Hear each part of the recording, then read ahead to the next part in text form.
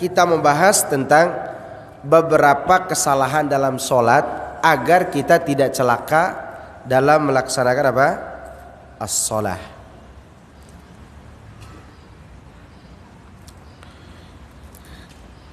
Di antara kesalahan dalam sholat, yang pertama, kita runut ya,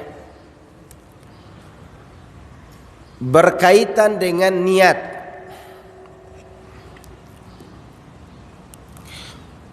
Niat di dalam sholat sama seperti niat-niat yang lainnya, yaitu tempatnya di dalam hati.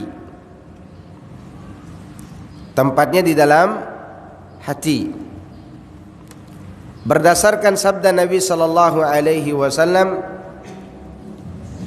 innamal a'malu binniyati.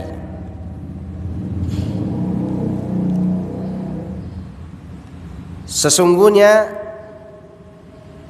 setiap amal hanya bergantung kepada niat. Kalimatnya hanya bergantung kepada niat, atau hanya karena ada niat. Itu terjemahan yang paling tepat. Setiap amal ada hanya karena ada niat. Dari mana kita tahu bahwa amal itu hanya karena ada niat? Jawabannya di situ Rasulullah SAW menggunakan huruf ba'us sababiyah di kalimat bin niyat. Itu kan bi, itu kan ba, itu bi, itu kan huruf ba maksudnya. Itu fungsinya untuk menunjukkan sebab. Jadi setiap gerak-gerik kita sebabnya adalah karena ada keinginan. Sekarang saya duduk di sini, perlu nggak saya kasih tahu antum? Saya berniat duduk di hadapan antum untuk mengajarkan ilmu? Nggak perlu. Pokoknya saya duduk di sini, saya sudah berniat untuk mengajar. Dan antum duduk di situ bawa pulpen, nggak perlu kasih tahu orang bahwa antum mau belajar. Memang sudah ada niat datang belajar. Seperti itu juga sholat. Ketika orang datang ke masjid bawa sejadah, atau sekarang pakai masker dan sama peci, kira-kira dari rumahnya ada niat gak untuk sholat? Ada. Dari rumahnya sudah ada niat. Nah, tinggal diperbaharui niatnya nanti untuk 3 niat. Yang pertama yaitu niat tamyiz. Niat apa namanya? Tamyiz. Niat pembeda. Ini sholat zuhur apa asar nih gitu. Yang kedua niat tujuan, yaitu kita sholat untuk siapa? Untuk Allah atau untuk manusia? Yang ketiga niat untuk melaksanakan perintah. Dan yang ketiga ini penyempurna saja. Yang ketiga ini penyempurna.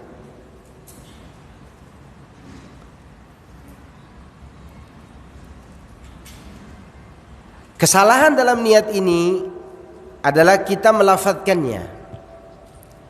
Maka saya mulai dari apa nih? Niat. Kesalahan pertama adalah melafadzkan niat.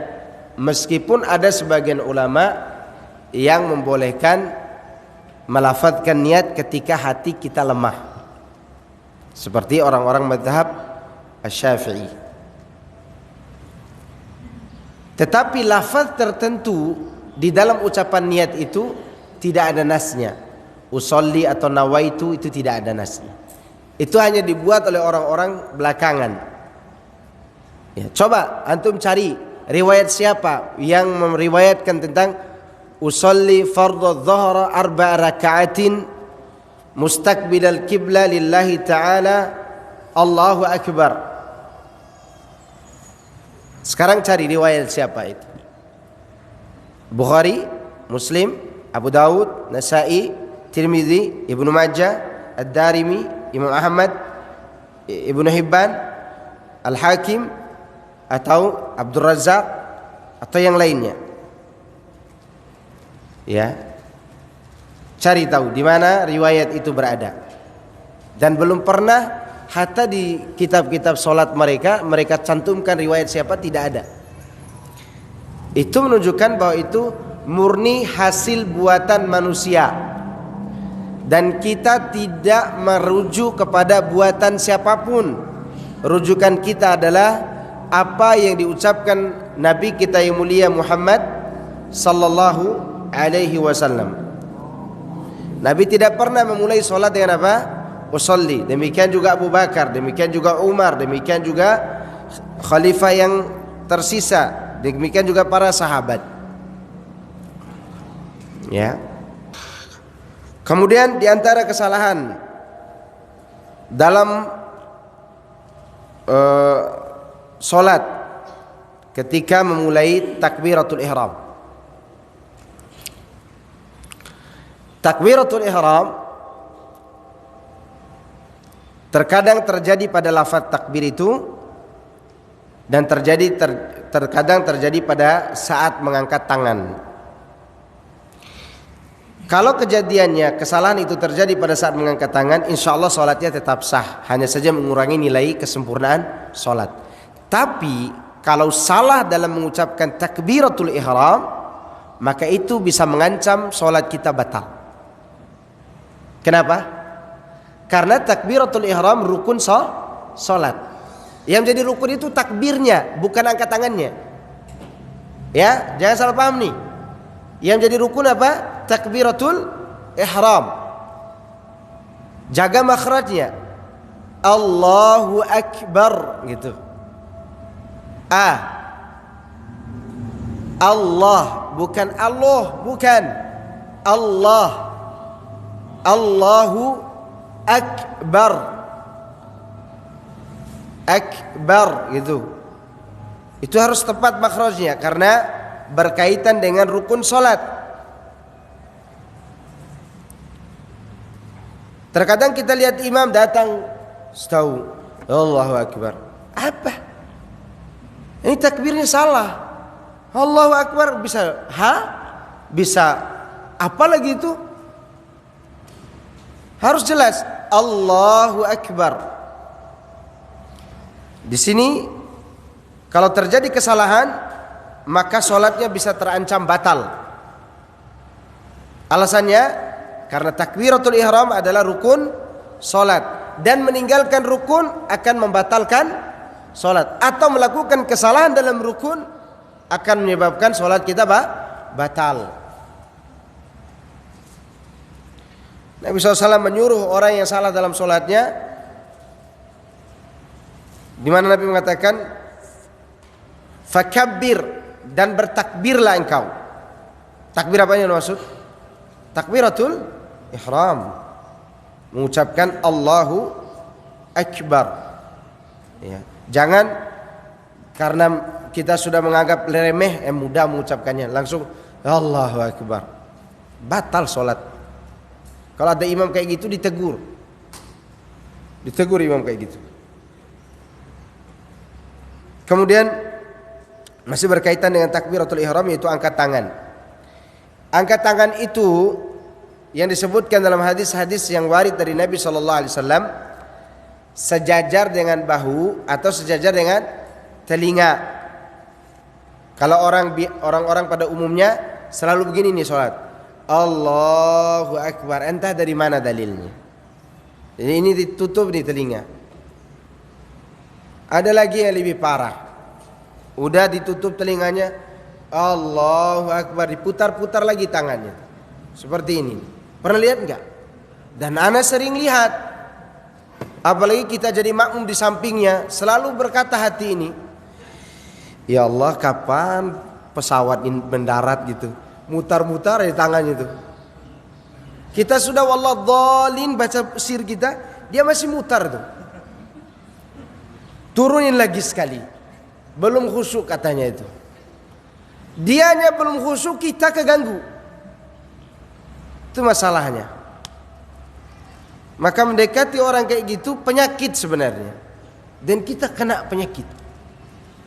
Ya. Sudah dia takbirnya lama, Allahu Akbar, ternyata dia baru saja makan bawang mentah. Oh, bau mulutnya ada, takbirnya lama, semua ada itu. Dan itu kejadian. Ya. Bahkan pernah terjadi waktu saya sholat di Masjidil Haram tuh, ada orang dari mana? Allahu Akbar. Orang di samping kayak bau bangkai betul-betul waktu itu. Entah kenapa dia tidak membersihkan diri. Tidak bisa apa-apa kita waktu itu. Ada orang-orang yang tidak menjaga dirinya. Maka kita juga harus jaga diri.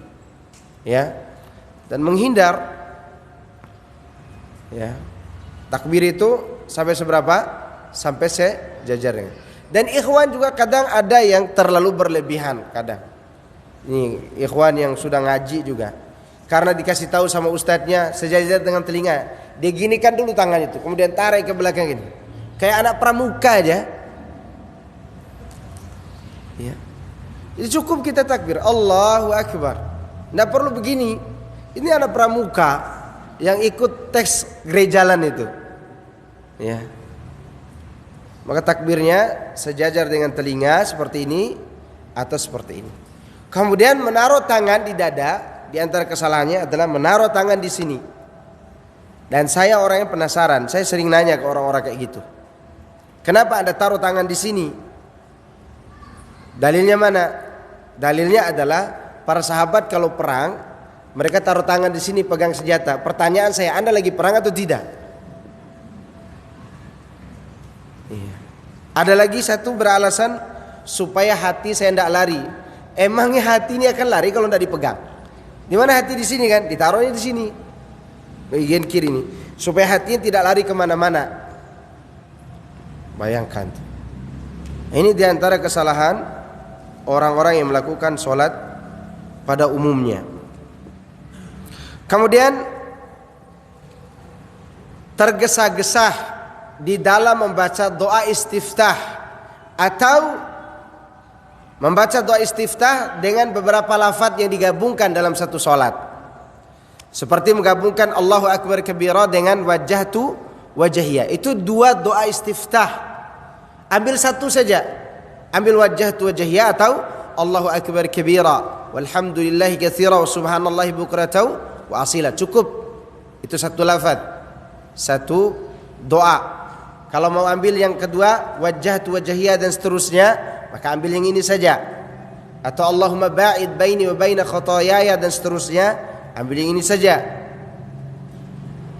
Atau subhanakallahumma rabbana wa bihamdika tabarakasmuka wa ta'ala jadduk wa la ilaha ghairuk. Ambil satu saja, jangan digabung-gabungkan doa istiftah itu. Cukup satu. Kemudian kesalahan yang paling berbahaya adalah salah membaca suratul Fatihah.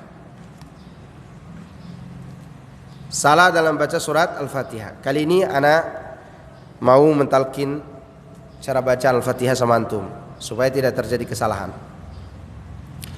Jadi kalau kita salah membaca Al-Fatihah, kesalahan tersebut merubah makna, maka solat bisa batal. Maka imam jangan sembarangan, harus imam yang betul-betul faham tajwid. Kalau bisa cari imam yang paham tajwid, paham juga fikih solat, walaupun dia masih muda.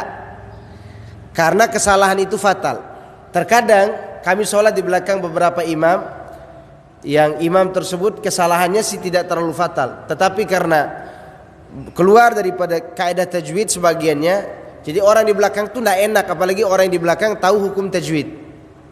Terus kita berani maju, bacaannya bagus sekali tapi tajwidnya berantakan. Ada nggak orang kayak gini? Ada.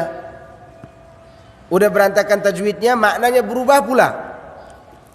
Seperti mengucapkan alhamdulillahi rabbil alamin, ainnya dirubah menjadi a, hamzah. Alhamdulillahi rabbil alamin, itu ain. Artinya benar, segala puji bagi Allah, Rabb semesta alam, alam dunia maupun alam akhirat, alam mana saja, dialah Rabbnya. Kalau dirubah menjadi hamzah berubah makna. Alhamdulillahi rabbil alamin, a, hamzah gitu, maka maknanya segala puji bagi Allah, Rabb orang-orang yang sedang sakit kepedihan. Alamin, orang yang sedang sakit kepedihan. Jadi ada orang dicubit nih, dia merasakan ana alam, aku kesakitan. Ya, orang yang sedang apa? Sakit. Tuh, hati-hati kita. Ain jangan dirubah menjadi apa? A. Kemudian di antara kesalahan adalah kesalahan dalam ruku'. Kesalahan dalam ruku'. Misalnya ruku'nya tidak dalam keadaan ruku' yang sempurna. Misalnya begini.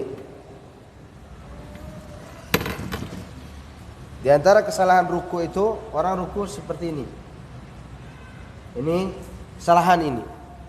Kata Aisyah radhiyallahu anha, kalau Nabi SAW ruku', beliau meluruskan punggungnya, kepala beliau tidak mendongak dan tidak juga menunduk begini, tapi di antara itu seperti ini.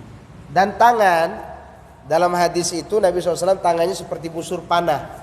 Cuman kita jangan berlebihan juga kayak sebagian ikhwan, terlalu berlebihan, tangannya diginikan nih, sehingga begini, udah kayak udang yang tidak dikenai air aja punggungnya tuh. Jadi harus tetap kita memperhatikan punggung kita seperti ini.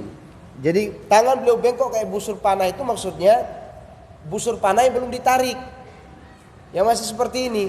Kan begini bentuknya kan, tidak lurus juga dan tidak juga terlalu begini, tapi seperti ini.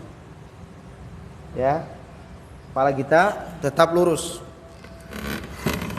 Kesalahan itu ada juga yang berbuat kesalahan seperti ini nih rukunya. Jadi kaki tangan itu dia pegang betis begini. Ini tidak benar ini. Tangan itu di mana? Di lutut. Seperti ini. Menggenggam lutut.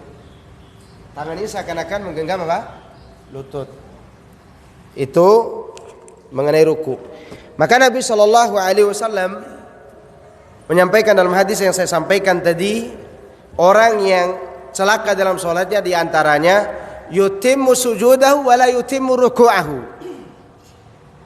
Dia menyempurnakan sujud tapi rukuknya berantakan, itu masalahnya.